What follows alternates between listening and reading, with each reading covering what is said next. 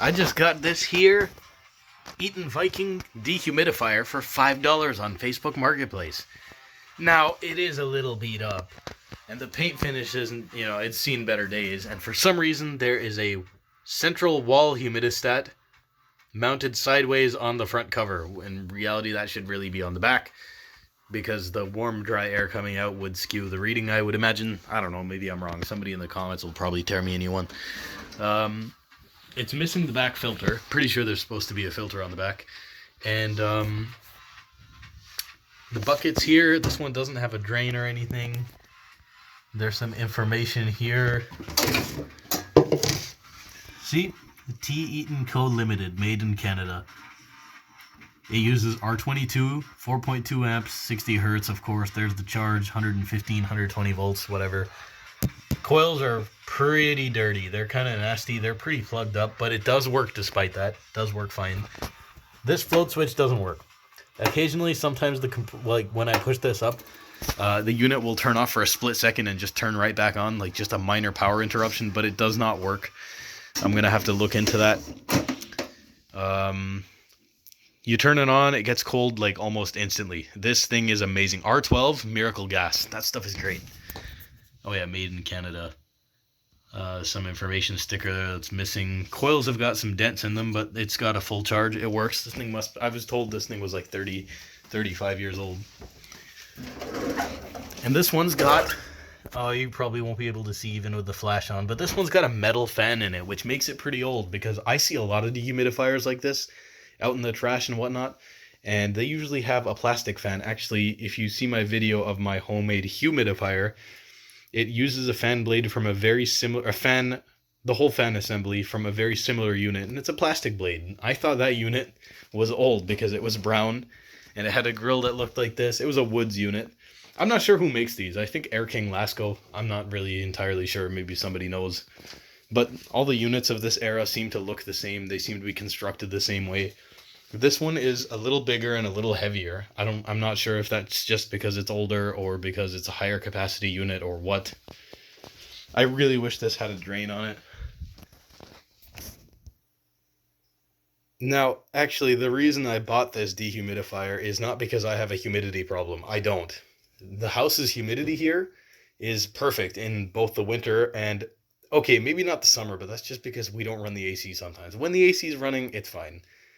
But yeah, we don't really have a humidity problem. What we do have is we've been having a little minor flooding issue, like water getting into the house, because our neighbor is kind of a cunt. He had his driveway rebuilt and he had it sloped towards our house. So all his water, his rainwater, when it rains, whatnot, it goes onto our property and it overwhelms our drainage system, our French drain, and then the water ends up entering the house. Now we're trying to get the city to do something about that and kick their ass, but in the meantime, water does get in occasionally, and it is ruining the wooden stuff because we can't dry it fast enough with the fans and whatnot. So I thought for $5, why not get a classic old Eaton Viking dehumidifier?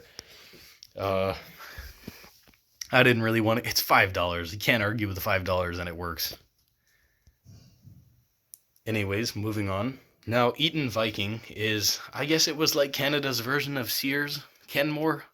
Like Eaton's was a department store. I don't know, I wasn't alive to see it. If I were to make a wild guess, I would say it was a lot like Sears and Viking was a lot like Kenmore. Because this is all just rebranded stuff. I also have an Eaton Viking snowblower you can see a video about, and I also have an Eaton Viking toaster, which is excellent, which you should also check the video about. Anyways, let's plug this in and see how it works. I'll plug in a little watt meter too, and we can take a look at it. Alright, I've got my watt meter hooked up, so let's power this bitch on and see what she does. So, to turn it on, I gotta set it, further that way.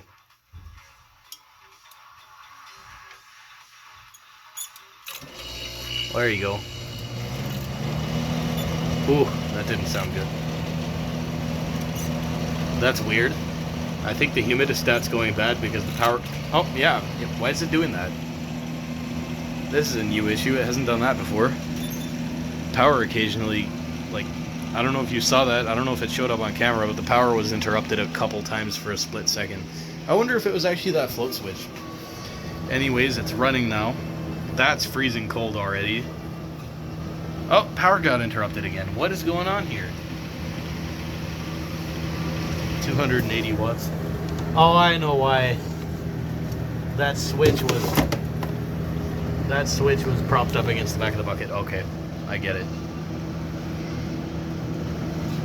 No, it's still doing it. Why is it doing that? It's having hiccups.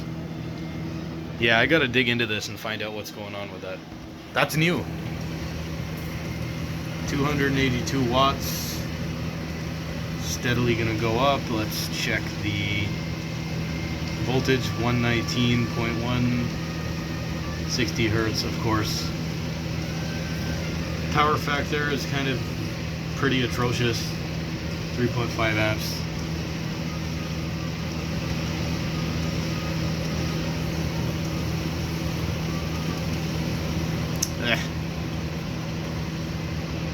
But yeah, it's running. It's just there's not a lot of airflow since the coil is all plugged up with dust. But it does dehumidify. I had it running for a while. If I keep it running for long enough, it will start dripping into the bucket. Power interruptions seem to have stopped. There's barely any air coming out of this thing. This is bad. Oh, actually, it's all coming out from this side. Nothing here. It's weird. I don't think this is what was causing the power issues. It's oh, I just tapped it and the compressor just... I tapped the top of it and the power was interrupted and the compressor couldn't restart under the load and the lights dimmed and I just quickly turned it off. That's weird. Something's loose in there. That's not right. Anyways, let's open it up and see what's going on. I'm curious. I wasn't going to open it up in this video, but now I really want to know. Alright. So I opened it up, and here's that metal fan I was talking about. It's got an electro home motor, built in Kitchener, not far from me. 0.65 amps, 1550 RPM, made in Canada. The compressor is a Tecumseh compressor, a Tecumseh A891B. Interesting. I wonder when that was made. There's probably a manufacturer date on it somewhere. This is plugged in right now. Oh, the data tag's on the side, which you can't actually see. Okay, well. Oh yeah, and there's the safety switch, the overflow switch. So I can see why it doesn't work. It's just a micro switch, but you can see there that it's just jammed downwards. Doesn't work. Is that just a piece of cardboard? I should be careful. This is plugged in and that terminal is live. Or it could be live.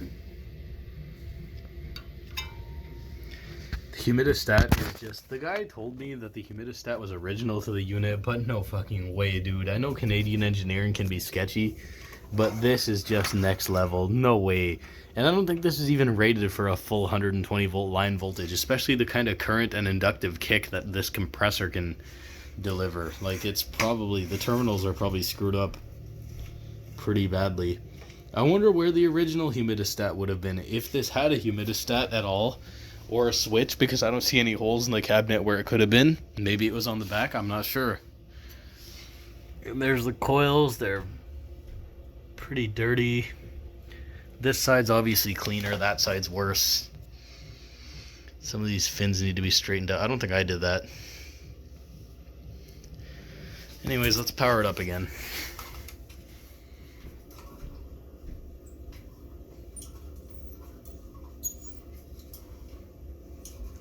It's not turning on. Why is it not turning on?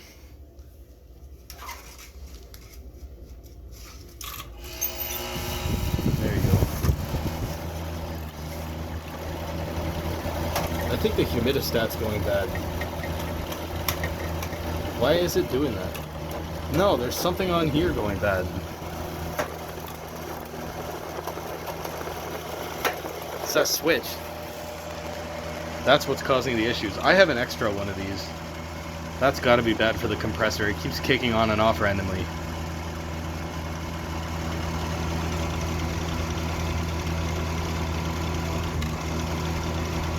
See, it's doing it again.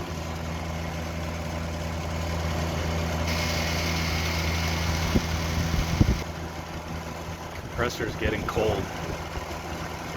Actually, maybe it was already just cold. Oh, the wheels on this thing are terrible. They make all kinds of racket. Probably need to seal that up, or it won't run very effectively. That's freezing cold. That's getting there. That's hot. That's warm.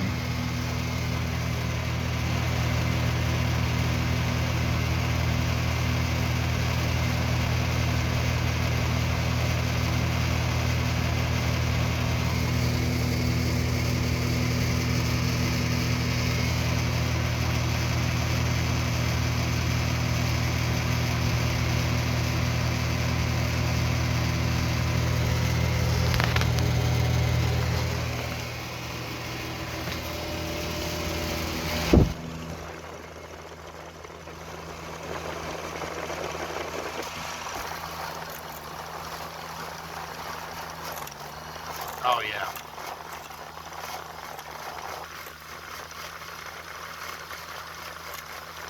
It's definitely that switch. That's what's causing the issue. Oh, there it goes again. See, it's just, even when I don't touch it, it starts freaking out. That's gotta be bad for the compressor, so I gotta stop it.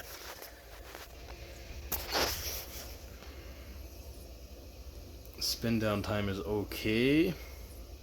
I'm gonna open up that motor and oil it anyways, although it does seem really good. I don't know if I mentioned this earlier, but the fan blade is actually on like a little rubber isolator mount thing to isolate from vibrations, which is a pretty nice feature, I guess. It doesn't really make it any quieter. This thing's still loud and still vibrates, but I like it. You can hear the refrigerant hissing. I'm gonna quickly slap it back together and deal with this another day because I am out of time. Anyways, thanks for watching, folks, and have some fun under the humid sun.